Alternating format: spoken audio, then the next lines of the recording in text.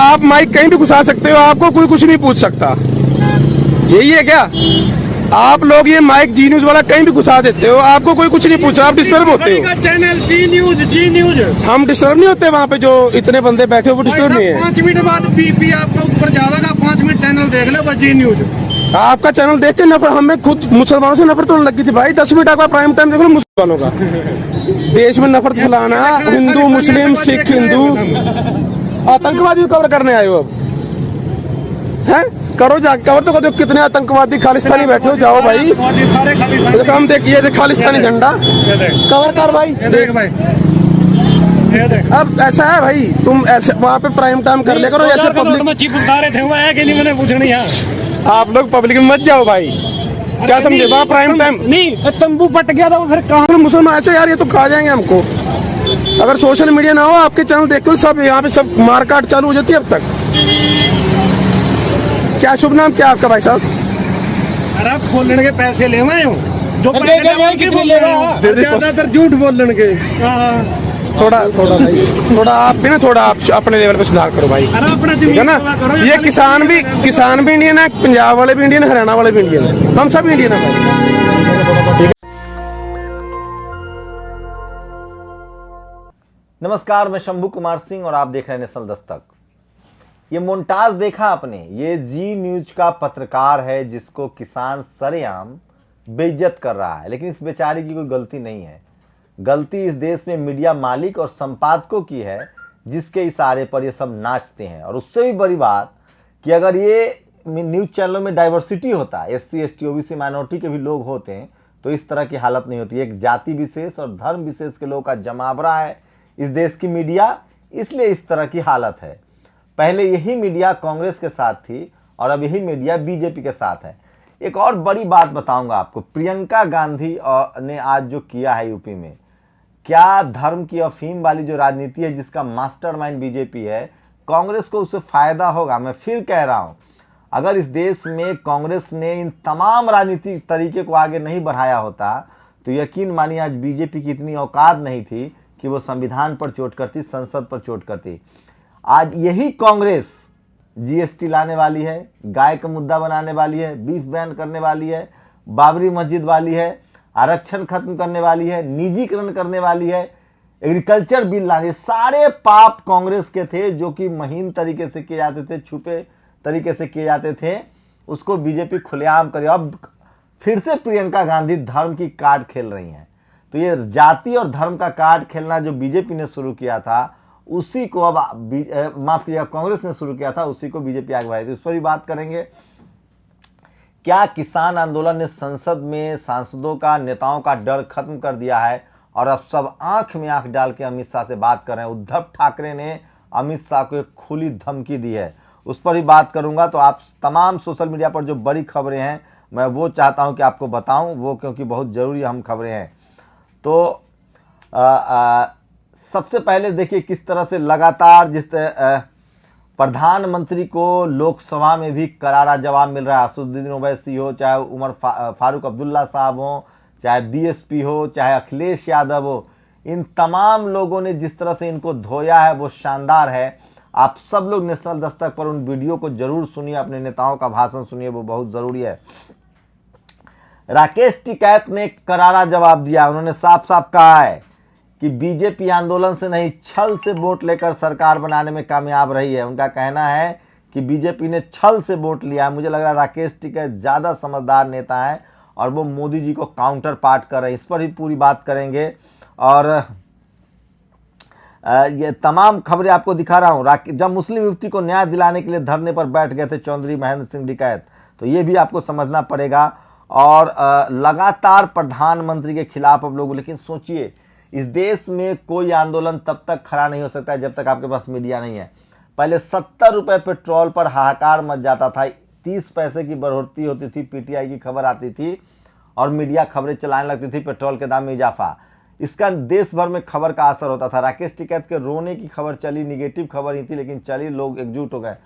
तो ये सरकार सिर्फ और सिर्फ मीडिया के सहारे चल रही है। तमाम नेता जो बोल रहे हैं, संसद में शानदार भाषण दे रहे हैं, चाहे वो मोइना मित्रा हो, अखिलेश यादव हो, चाहे वो हरसिमरत कौर हो, चाहे वो शक्ति सिंह गोहिल हो, चाहे अखिलेश यादव हो, फारूक अब्दुल्ला हो, आपको बता दें कि बेनीवाल हो, तमाम लोग, दानिश अली हो, तमाम लोग जो शानदार भाषण दे रहे हैं वो कोई मीडिया दिखा नहीं रहा है। मीडिया सिर्फ और सिर्फ लाइव दिखा रहा है प्रधानमंत्री के भाषण को। तो मैं आप लोगों से गुजारिश कर रहा हूं कि इस वीडियोज को आप नेशनल दस्तक पर जाके तमाम नेताओं के वीडियोज को देख सकते हैं, तभी जाके आपको पूरी राजनीति समझ में आएगी। तो ये आपको समझना पड़ेगा। कुछ और पहले सोशल मीडिया के उद्धव ठाकरे ने सैनिकों को लिखा भावुक पत्र, गुजराती गृह मंत्री खत्म करना चाहती है शिवसेना। तो सोचिए कि जो शिवसेना बीजेपी की अलायंस रही है उसको वो अब खत्म करना चाह रही है, उद्धव ठाकरे ने कहा है। तो उन्होंने, और हत्या बलात्कार के एक्सपर्ट हैं तो आपके खिलाफ नहीं होगी कार्रवाई, यूपी सरकार पर बरसे संजय सिंह, कहा योगी राज है जंगल राज, ये साफ साफ कहा है। 18 साल से पहले शादी कर सकते हैं मुस्लिम लड़के, हाईकोर्ट ने बताया वयस्क होने का पैमाना। तो जज साहब लोग का, तो याचिकाकर्ता ने दलील दी कि उनके जीवन और स्वतंत्रता उनके रिश्तेदारों से खतरा है, उन्हें उसकी रक्षा के लिए पुलिस से भी याचना की। उनकी बातों को सुनने के बाद न्यायाधीश ने देखा कि मुस्लिम लड़की को मुस्लिम पर्सनल लॉ लागू होता है। तो इस तरह के फैसले आ रहे हैं। और अब आते हैं सोशल मीडिया की खबरों का मैं विश्लेषण करूंगा, क्योंकि मैं बार बार कहता हूं कि सोशल मीडिया ही बहुजन मीडिया है।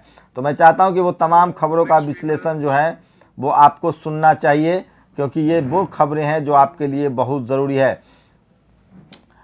संसद में रंजन गोगोई की खुली पोल से बचाना क्यों जरूरी था? क्या पूर्व न्यायाधीश रंजन गोगोई पर उनकी सहायक ने यौन उत्पीड़न का आरोप नहीं लगाया था? तथ्य है उन पर आरोप था। पूर्व मुख्य न्यायाधीश ने उपरोक्त मामले में खुद के खिलाफ एक अदालती मामला दायर किया था। तथ्य है कि वाकई ऐसा हुआ था। पूर्व सीजेआई उस पीठ में नहीं थे जिसे यह मामला सौंपा गया था? तथ्य है कि वे वास्तव में पीठ का हिस्सा थे, हालांकि अंतिम निर्णय उन्होंने नहीं लिखा था। पूर्व मुख्य न्यायाधीश ने अपने अंतिम दिनों में एक आदेश नहीं दिया था जिसमें स्वीकार किया गया था कि राम जन्मभूमि सभी व्यवहारिक उद्देश्यों के लिए और सभी संदेह से परे भगवान राम की जन्मभूमि नहीं है। फिर भी बहुसंख्यकों की इच्छा के अनुसार वह भूमि हिंदुओं को दे दी गई है। तथ्य है कि उन्होंने वास्तव में ऐसा किया था। क्या पूर्व मुख्य न्यायाधीश ने अपनी सेवानिवृत्ति के बाद भाजपा के नामांकन पर राज्यसभा का सदस्य बनने का प्रस्ताव स्वीकार किया? तथ्य है कि वाकई उन्होंने किया, वह भी सेवानिवृत्ति के 3 महीनों के अंदर। पूर्व मुख्य न्यायाधीश को राज्यसभा सदस्य के रूप में सेवानिवृत्ति के बाद जेठ श्रेणी की सुरक्षा प्राप्त है। तथ्य है वास्तव में ऐसा है। तो क्या भाजपा जो सांसद और कानून मंत्री को परेशान करता है? सुश्री मोइत्रा ने एक शब्द भी गलत नहीं बोला, और वह मुख्य न्यायाधीश के खिलाफ नहीं बल्कि पूर्व न्यायाधीश के खिलाफ बोल रही थी। ये पूर्व मुख्य न्यायाधीश भारत के इतिहास में अकेले ऐसे मुख्य न्यायाधीश हैं जिनके कार्यकाल में भारत के प्रधानमंत्री स्वयं कार्यालय में गए थे। इस दौरे के बाद राफेल सौदे में क्लीन चिट दी गई, जो सुप्रीम कोर्ट के सीलबंद लिफाफे में दिए गए तथ्यों के आधार पर थी। इन सीलबंद लिफाफों का विवरण कभी सार्वजनिक नहीं किया गया। बहुत समय नहीं हुआ, मेरे एक मित्र संजीव भट्ट ने भी सुप्रीम कोर्ट को एक सीलबंद लिफाफे में बयान दिया था। इससे पहले कि लिफाफे की लई सूखती, लिफाफे की सामग्री गुजरात पहुंच गई और संजीव भट्ट के खिलाफ कई मामलों जो गुजरात सरकार रोके रखे गए थे क्योंकि संजीव भट्ट ने अपने कर्तव्य निर्वहन के लिए काम किया था, फिर से खोल दिए गए और उसका उत्पीड़न शुरू हो गया। वे 5 सितंबर 1918 में ऐसे 2 मामले में जेल में बंद है। उनकी हालिया जमानत अर्जी न्यायमूर्ति एम.आर. शाह को सौंपी गई। प्रसंगवश एम.आर. शाह ने हाल ही में नरेंद्र मोदी की प्रशंसा एक दूरदर्शी नेता के रूप में की है। इस मामले में एक भी शब्द बोले जाने से पहले संजीव भट्ट की जमानत याचिका पर क्या होने वाला आप जानते हैं। विनोद चांद की पोस्ट से अनुवाद। महुआ मित्रा ने अभी कहा कि भाजपा जिसे वीरता बता रही हो असल में कायरता है। भाजपा से पहले की सरकारों ने ये काम नहीं किए क्योंकि ये गैर जरूरी थे। पहले की सरकारें जरूरी और गैर जरूरी में फर्क करती थी। सांसद महुआ मोइत्रा ने सब कुछ बोलकर सांसद के रूप में अपने अधिकारों कर्तव्यों की चर्चा करके उम्मीद जताकर कि उन्हें रोका नहीं जाएगा, प्रसारण बंद नहीं होगा, बोलना शुरू किया और भाजपा के मंत्रियों ने नियमों को गलत हवाला देकर उन्हें रोकने की कोशिश की। बोलना जारी रखने की इजाजत मिलने के बावजूद उन्हें फिर से रोकने की कोशिश की गई। यहाँ चर्चा भी हुई कि सांसद के खिलाफ कार्रवाई होगी। हालांकि सांसद महुआ मोइत्रा ने ट्वीट कर कहा कि भारत के इस सबसे मुश्किल समय में सच बोलने के लिए मेरे खिलाफ विशेषाधिकार हनन का प्रस्ताव लाया जाए तो यह वाकई मेरा विशेषाधिकार होगा। अखिलेश यादव ने भी शानदार भाषण दिया है, आपको पढ़ना चाहिए। तो आप समझ सकते हैं कि किस तरह से मीडिया के जरिए सब कुछ खड़ा किया जा रहा है। और इसलिए अखिलेश यादव ने कहा है कि हम एक ड्रामा शुरू करते हैं और वो खत्म नहीं होता कि हम दूसरा ड्रामा शुरू कर देते हैं। तो शानदार उन्होंने टीका टिप्पणी किया, वो भी आपको सुनना चाहिए। लेकिन आज सबसे ज़्यादा सोशल मीडिया पर मीडिया की आलोचना, और ये सुमित अवस्थी का देखिए, टिकैत का राजनीतिक आंसू और मोदी जी का आज़ाद आंसू। तो रोने पर भी देखिए किस तरह से ह्यूमिलिएट किया जाता है विपक्षी लोगों को। और निजीकरण के खिलाफ राज्यसभा में लगातार अब बहस हो रही है। और तमाम नेता जो हैं वो उनको जवाब दे रहे हैं। कल प्रधानमंत्री ने कहा कि मैं फपक कर रोया था जब मेरी बात हुई थी। सोचिए, वो इसलिए नहीं रो रहे हैं कि उनकी विदाई हो रही गुलाम नबी आज़ाद की, वो इसलिए भी नहीं रोए कि वहाँ गुजरातियों की हत्या हुई थी, वो इसलिए रोए क्योंकि वहाँ का मुख्यमंत्री रो रहा था। इस तरह की भी लोग बात कर रहे हैं। तो रोने ये तस्वीरें शेयर हो रही है दुनिया के सबसे 2 मेहनती लड़के जिन्होंने कड़ी मेहनत और तपस्या से अपना करियर बनाया है। और एक नवीन ने पोस्ट लिखा है जो विश्व दीपक ने, अब आपके आंसुओं को भी अविश्वसनीय बना दिया गया है। कहा जाता है कि रोता हुआ इंसान झूठ नहीं बोलता, लेकिन ऐसा माना जा सकता है क्या? आपसे रोने का अधिकार भी छीन लिया गया। आप दर्द के मारे रोएंगे, कराएंगे, लेकिन उस पर कोई यकीन नहीं करेगा। अब तक की सबसे क्रूर, हिंसक और अश्लील अभिव्यक्ति है। जितना भयावह है कि आपके आंसुओं को भी झूठ मान लिया जाए। आपका समाज, आपके बंधु बांधव, आपके पड़ोसी, नज़दीकी अगर आपके आंसुओं पर यकीन ही न करे को फिर मनुष्य का कोई अर्थ नहीं बचता है। यह सचमुच बहुत भयावह है। वही आपका मजाक उड़ाते हैं, वही आपको गद्दार साबित करते हैं, वही कानून बनाते हैं, वही कानून तोड़ते हैं, वही मारते हैं, वही जिंदा रखने का भ्रम पैदा करते हैं, फिर वही रोते हैं। वो सबसे ताकतवर है लेकिन कमज़ोर होने का दिखावा करते हैं। इस प्रक्रिया में वो आपसे रोने का अधिकार भी छीन लेते हैं। आपके आंसुओं पर वो अपनी सत्ता, सामाजिक, राजनीतिक, साहित्यिक कब्जा कर लेते हैं। यह सचमुच बड़ी त्रासदी है, क्योंकि ऐसा सिर्फ भारत की संसद में नहीं होता। यह पत्रकारिता, साहित्य, संस्कृति, सिनेमा की दुनिया में उतना ही अश्लील तरीके से हो रहा है जितना कि आज संसद में आपने होते हुए देखा। पिछले कई सालों से हम अपने इस आंसू पर आसपास पूरी निर्लजता से हिंदी की टीवी, पत्रकारिता और साहित्य की दुनिया, सोचिए रोने का जो पूरा जो खेल रचा जा रहा है। सोचिए, जो सबसे ताकतवर है वही क्यों रोता है।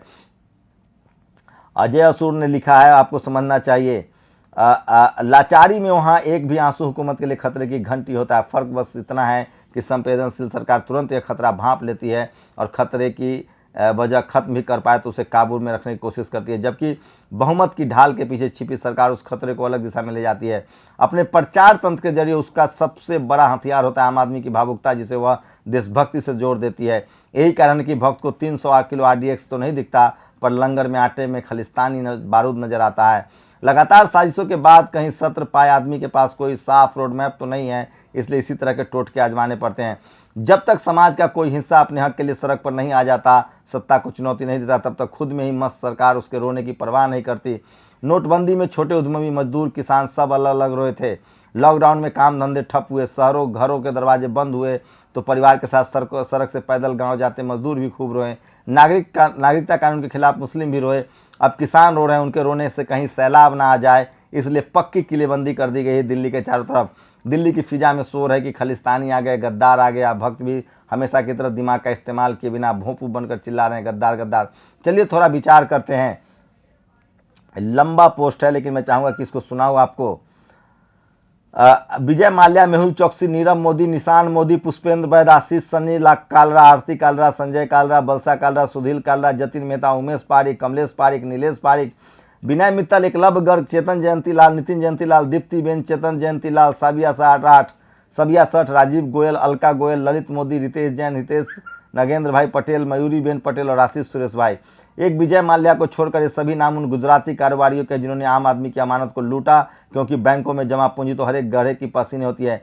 इन सभी लोगों ने अपने राजनीतिक संबंधों का बेहतरीन इस्तेमाल किया, बैंकों से कर्ज लिया और विदेश में जाकर बस गए। बैंक के किसी भी वरिष्ठ बैंक अधिकारी ने किसी भी फाइल को कभी आपत्ति दर्ज नहीं की। इन सभी देशभक्तों नामों के अलावा ऐसे कई नाम हैं जिनके 7.5 लाख करोड़ का कर्ज माफ कर दिया गया है, कृपया नोट किया जाए।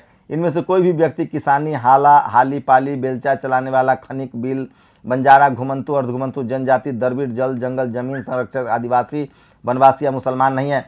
फिलहाल निशाने पर खास किस्म के वेशभूषा पहनते सिख किसान हैं जिन्हें खालिस्तान कहा जा रहा है। अरे भैया, लंगर की परंपरा तो 550 साल पुरानी है। हर सिख अपनी आमदनी का 10वां हिस्सा गुरु के नाम करता है, जिससे लंगर, स्कूल और अस्पताल चलते हैं। गुरुद्वारों में तो बस बरसों से लंगर चल रहे। दुनिया में जहाँ जरूरत होती है सिख नौजवान वहीं पहुँच जाते हैं, रोटी, कपड़ा और दवाइयाँ लेकर। भले ही वो बर्मा हो या सीरिया, भूख के रोटी देने में जान तक की परवाह नहीं करते। 1.5 करोड़ लोग कोविड-19 में भी उनके घर लोगों जाकर लंगर खिलाया है। सीधे सीधे मेहनती लोगों पर तुम विदेशी फंडिंग का आरोप लगाते हो। पंजाब के हर गांव में 15-20 बच्चे या तो विदेश में बस गए हैं या कमाने के लिए वहाँ गए हुए हैं, वहीं भेजते हैं या पैसा।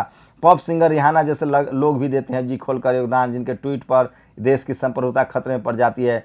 विदेश मंत्रालय से लेकर हॉलीवुड तक हर आदमी संदूरी मामला बता रहा है। देशभक्ति को लेकर अजीब मानदंड है मौजूदा हुकूमत के। गुर्जर अपने हक के लिए आंदोलन करे तो डकैत, यादव अपने हक की बात करे तो चारा चोर, जाट हक के लिए आंदोलन करे तो बलात्कारी, सिख किसान हक के लिए आंदोलन करे तो खालिस्तानी, दलित अपने अपमान की बात उठाए तो भीमटे, किसान बोले तो वो आतंकवादी, मुस्लिम तो खैर गद्दार का ठप्पा लगाकर ही जन्म लेता है, औरत अपने हक की बात बोले तो रंडी, बेश्या, चरित्रहीन, फहासा, तो फिर बचा कौन राष्ट्रवादी इस देश में, देश को कॉरपोरेट के हाथों बेचने में बाले व्यापारी। तो गुरचरण सिंह ने पोस्ट लिखा है जो मैं आपको सुना रहा था, और ये वो पोस्ट है जिसको लेकर आपको बात करनी चाहिए। मैं इसलिए बार बार कहता हूँ कि सोशल मीडिया ही जो है वो बहुजन मीडिया है, और ये तमाम सवाल जो है उनसे पूछे जा रहे हैं। मैं इसलिए कह रहा हूँ कि आपको फिर से सोशल मीडिया पर भी सारे चैनलों को उतार दिया गया है ताकि आप सच्ची खबर न देख सके। उसके बाद भी कुछ और बड़ी खबरें हैं जो मैं आपके लिए लेके आया हूँ। ये देखिए, ओबीसी महासभा जिंदाबाद, मध्य प्रदेश में ओबीसी महासभा ने बड़ी रैली की है, और ये वीडियो देखिए किस तरह से राजस्थान में गुर्जर समाज के लोग आंदोलन में बढ़ चढ़कर हिस्सा ले रहे हैं सचिन पायलट के साथ। और आज राजेश जी कहा करते थे जब तक गरीब किसान के बच्चे, राजेश पायलट को लोग आज याद कर रहे हैं। कांग्रेस महासचिव प्रियंका गांधी का ये फोटो देखिए, ये सबसे ज्यादा कर्मकांड में लिप्त हो रही हैं। आपको क्या लगता है बीजेपी के हराने के लिए कांग्रेस धर्म का सहारा ले रही है? क्या ये धर्म की राजनीति उन्हें हरा पाएगी? मैं फिर कह रहा हूं, आज जो भी बीजेपी कर रही है सबके पीछे कहीं ना कहीं कांग्रेस का हाथ है। प्रिंट मीडिया पर आपकी तारीफ में लंबे लंबे संपादकीय लिखे जा रहे हैं, टीवी चैनल से आपका गुणगान कर रहा है, उसके बाद भी सोशल मीडिया पर जिस तरह से गिरफ्तारी हो रही है आप समझ सकते हैं कि किस तरह के हालात हैं इस देश में। रोहिणी सिंह ने लिखा है, और ये देखिए, ये बात सच है, ये किसान आंदोलन 1982-88 का है, इसके भी दाना पानी राजीव गांधी ने बंद कर दिए थे। खैर ये बीजेपी सांसद ने ट्वीट किया है, कांग्रेस का ही तरीका है जिस पर वो चल रहे हैं। ये देखिए, आजकल प्रियंका गांधी माला लेके चलते हैं, सॉफ्ट हिंदुत्व का कार्ड खेल रही हैं। उनको भी रोजी रोटी बेरोजगारी से मसला नहीं है, वो भी धर्म के कार्ड पर राजनीति करना चाहती हैं। ये कांग्रेस के डीएनए में है। सबसे ज्यादा सुमित अवस्थी की हो रही है, और वक्त आ गया। ये देखिए, बड़ी बात कही आईपी सिंह ने, समाजवादी पार्टी के नेता हैं, ये तमाम देश को लोगों को समझना चाहिए। अब वक्त आ गया कि समूचे विपक्ष को अपने अखबार और न्यूज चैनल लाने होंगे जिससे देश की 67% आबादी को सच्चाई दिखाई जा सके और बताई जा सके। जो हम लोग सालों से कह रहे हैं वो अब बात सामने आने लगी है। कौन से चैनल? ये दिलीप मंडल ने एक बड़ा ट्वीट किया, ये भी आपको समझना पड़ेगा। जिस तरह से उत्तराखंड में त्रासदी हुई है, कौन से चैनल ज्योतिष का शो करते हैं? क्या उन्हें पता था कि उत्तराखंड में इतनी बड़ी आपदा आने वाली है जिसमें इतने सारे लोग मरेंगे? क्या उन्होंने ये सच जनता से छिपाकर अपराध नहीं किया? अगर उन्होंने जानबूझकर किया है तो वे हत्यारे, अगर उन्हें कुछ नहीं पता तो वे पाखंडी है। सोचिए, जो लोग अंगूठी से किस्मत बदलते हैं, जो लोग ग्रह का चाल बदल देते हैं, उनको किसी घटना के बारे में पहले से क्यों जानकारी नहीं होती है? तो इन ग्रह नक्षत्रों से बचिए। दिल्ली में स्कूल खुल गए हैं, बच्चे स्कूल जा रहे हैं, कॉलेज यूनिवर्सिटी बंद है, सरकार बहुत डरपोक है। उदित राज ने कहा है भाषण जीवी, ये भी बड़ा है। गांव की, और अब बात बहुजन बेटी की, गांव की पगडंडियों से निकलकर महिलाओं की 10,000 मीटर दौड़ में राष्ट्रीय अंडर 20 रिकॉर्ड बनाने वाली बनारस की, ये देखिए बहुजन बेटी का ये दम देखिए। मैं इसलिए बार बार एक राजेंद्र प्रसाद सिंह की बनाने वाली मनुता प्रजापति को हार्दिक बधाई। उज्ज्वला, शालिनी यादव का, इसलिए राजेंद्र प्रसाद सिंह कहते हैं कि पद मतलब पावर तो ले आओगे छल पड़पन से, लेकिन पद मतलब फुट, पैर कहाँ लाओगे? SC ST OBC माइनॉरिटी जो मेहनत कश लोग हैं उन्हीं के पैरों में ताकत है, लेकिन उनको मौका नहीं देते हो। और मनुस्मृति जीवी राजू परुलकर ने लिखा है प्रधानमंत्री के लिए, और ये फोटो सबसे ज्यादा मीडिया का शेयर है, कोई शक? ये देखिए, सबको कचरा जीवी, दलाल जीवी और तमाम तरह के पोस्टर लिखाए जा रहे हैं। धोखा जीवी, ये चड्ढा जो रीता चड्ढा है उन्होंने कहा है धोखा जीवी। और अवस्थी जी के आजाद और राजनीतिक आंसू के बीच कुछ नोटों की गड्डी है। और तो ये तमाम खबरें मैं आपको बता रहा था सोशल मीडिया पर जो आज वायरल हो रहा है। इसलिए मैं बार बार कहता हूं कि सोशल मीडिया ही बहुजन मीडिया है, और ये वो तमाम सवाल हैं जो इस देश की जनता को टीवी अखबार पर सुनना चाहिए था, लेकिन ये सब सवाल सोशल मीडिया पर पूछा जा रहा है। तो आपकी क्या प्रतिक्रिया है? क्या प्रियंका गांधी के जो धार्मिक राजनीति है, आप उससे बीजेपी की धार्मिक राजनीति कैसे अलग है?